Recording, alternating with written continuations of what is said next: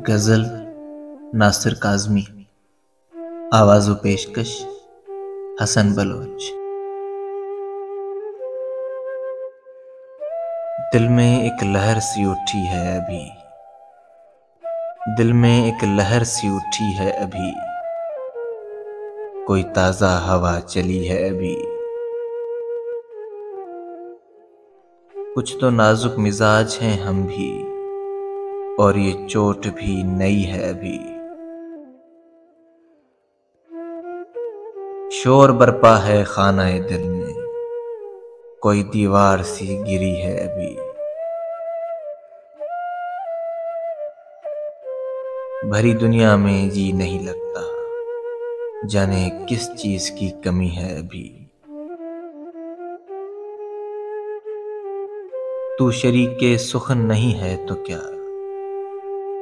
हम सुखन तेरी खामोशी है अभी।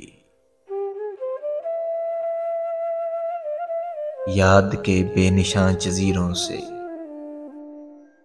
तेरी आवाज आ रही है अभी।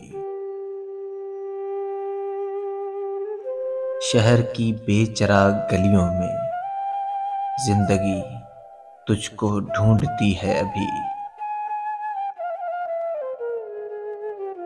सो गए लोग इस हवेली के, एक खिड़की मगर खुली है अभी। तुम तो यारो अभी से उठ बैठे, शहर में रात जागती है अभी। वक्त अच्छा भी आएगा नासिर, गम न कर जिंदगी पड़ी है अभी।